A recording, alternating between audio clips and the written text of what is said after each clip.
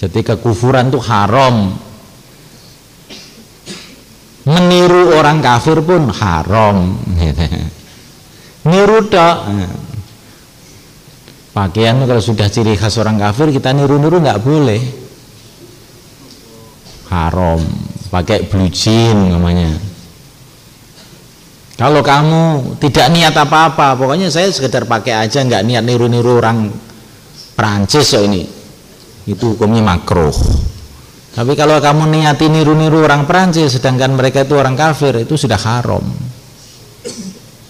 Pakai dasi niatnya hanya sekedar gaya aja, makruh.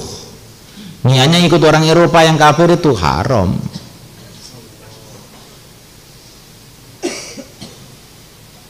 Kalau niatnya ridho dengan agama mereka, ya jadi kufur. Na'udzubillah.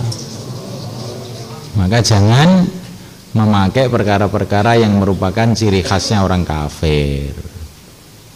Kalau tidak bisa pakai pakaian sunnah, pakai jubah, pakai serban, pakai kopiah, berpakaianlah yang bila dilihat orang itu akan mengatakan ini orang Islam. Nah gitu, pakaian islami minimal. Jangan pakaian yang menyerupai orang kafir, sudah pakai celana, jas, dasi ya. Tapi kalau ini tidak diniatkan apa-apa, makruh hukumnya, tidak haram. Tapi kalau sudah diniati niru-niru, ingin bergaya kayak orang Eropa, haram.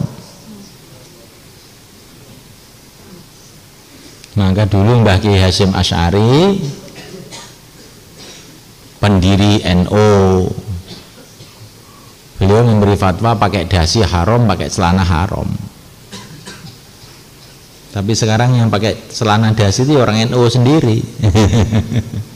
Orang NU sendiri.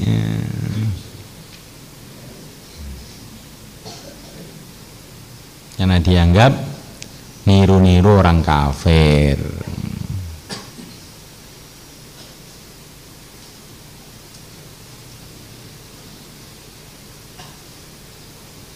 Itu kiai-kiai dulu ya, ini saya ceritakan pada kamu ya, kiai-kiai dulu yang hidup zaman tahun 45-an itu, karena mereka masih benci betul dengan Belanda itu sekolah itu haram, sekolah haram, sekolah kesiku ngersane ngalah, jadi ini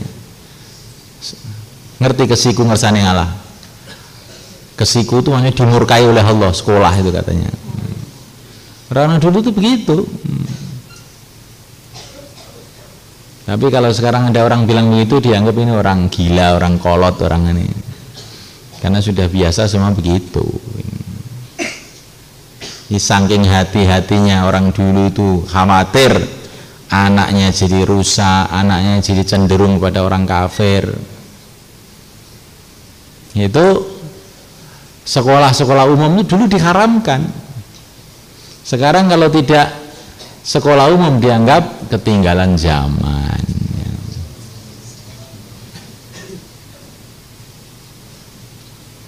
Itu kiai-kiai kuno dulu, saya masih mengalami itu. Kalau ada orang nulis pakai Latin itu, tulisan Latin kan dari kiri, kalau tulisan Arab dari kanan dah. Maka mereka itu orang kalau nulisnya dari kiri itu ya pikirannya ngiri katanya. Ngiri itu maksudnya, orang Jawa itu ngiri itu maksudnya dia akan cenderung maksiat gitu. Tulisannya ngiwo ya lakoni ya ngiwo. Itu orang Jawa kalau mengatakan ngiwo atau berjalan ke kiri itu maknanya mesti maksiat gitu. Wong wis ngiwo, nah wis maksiat. Karena apa? Tulisannya ngiri, makanya ya amalannya ngiri gitu. Kalau tulisannya nganan, amalannya nganan. Katanya kiai-kiai dulu, ini saya cerita aja supaya kamu tuh tahu bagaimana dengan perkembangan keadaan ini. Kemudian orang Islam tuh pikirannya sedih berubah. Dicarikan aturan-aturannya, itu kan zaman dulu tuh Pak. Itu dasi diharamkan, celana diharamkan tuh karena dulu zaman dulu dasi celana itu ciri khasnya orang kafir. Nah, sekarang orang Amerika sudah pada masuk Islam. Nah, ya, terserah ya. Tapi dalam fikih itu kan ada huruf khas, huruf am. Di perkara itu yang kalau umumnya itu milik orang kafir, itu hukumnya ya niru orang kafir. Walaupun ada orang kafir yang sudah masuk Islam, tapi itu kan belum banyak. Kecuali kalau nanti orang Amerika sudah masuk Islam semua, ya sudahlah, berubah hurufnya itu.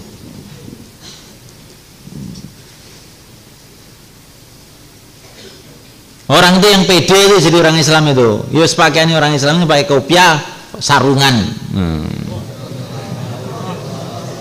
Ya, jangan perasaannya kalau sarungan itu kalau desa, kalau masuk surga sih nggak apa-apa. Berani kamu yuk? Jangan santri ingah-ingih.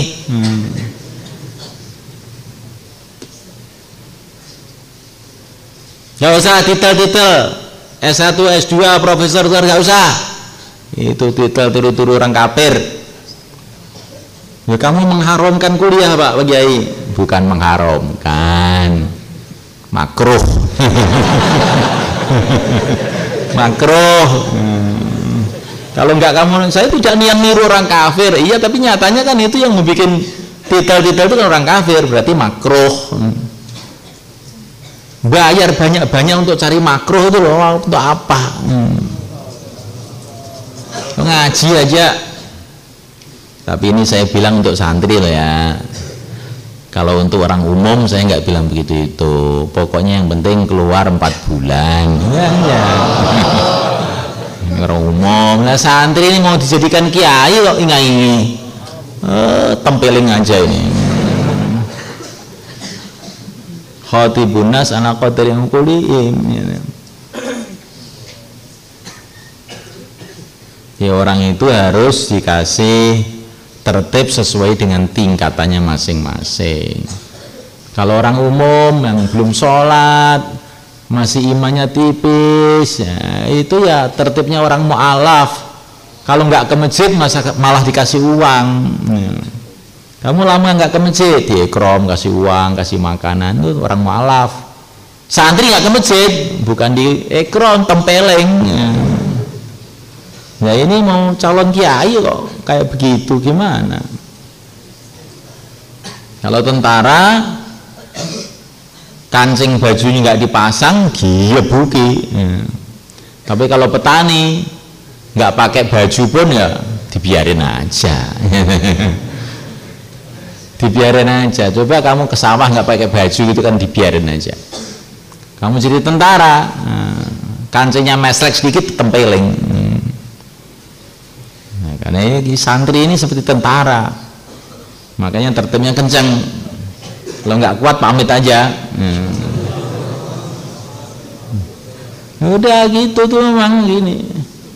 Jadi kalau orang yang dicalonkan jadi ulama, hafil Quran ini aja nggak mau sungguh-sungguh, nah ini akan jadi mu'alaf semua. Nah, siapa mu'alifnya? Mu'alaf semua. Berani? Abi Waqqas berani? Berani? Insya Allah. Iya. Seberapakah batasan baju yang berlubang yang membatalkan sholat?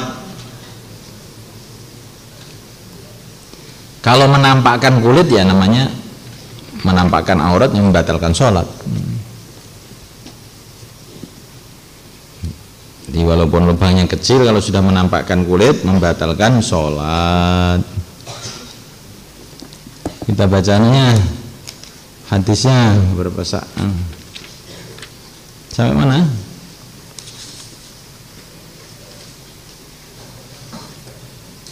Wa kharaja Ibnu Majah.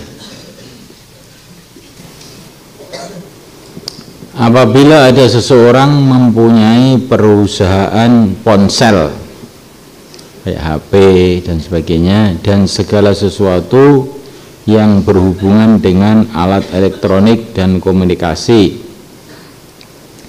dan mempunyai cabang perusahaan di berbagai tempat. orang buka konter HP lah dan sejenisnya. Bagaimana hukum kita memakai uang hasil pekerjaan tersebut?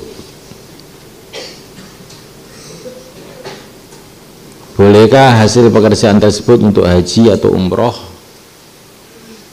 untuk membantu panti asuhan dan lain-lain? Jawab, penjualannya kalau kepada orang yang dikira tidak akan digunakan untuk keburukan, ya halal. Tapi kalau dikira akan menggunakannya untuk keburukan, ya syubhat, makruh. Kalau diyakini akan digunakan untuk keburukan, haram.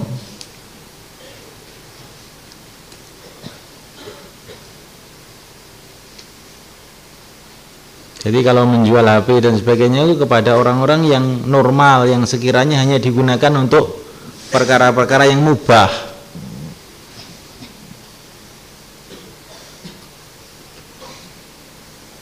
Tapi kalau kamu mengira ini anak nakal, mesti akan digunakan untuk yang buruk umpamanya. Kalau mesti kira-kira kita yakin akan digunakan untuk yang buruk, ya haram nih untuk nonton film porno umpamanya, ya haram. Tapi kalau kita ini ada sangkaan saja, belum yakin, maka itu makruh. Kalau yakin akan digunakan buruk, haram. Paham maksudnya? Jadi kalau jual beli alat-alat semacam itu, jualah kepada orang-orang yang baik, gitulah ringkasnya, orang-orang normal. Ya kita lihat dohirnya saja gitu. Karena kita tidak diharuskan meliti-liti yang kita lihat dohirnya itu orang waras bener, ya udah. Kalau dia secara sembunyi-sembunyi menggunakan pada kejahatan, ya kita nggak tahu.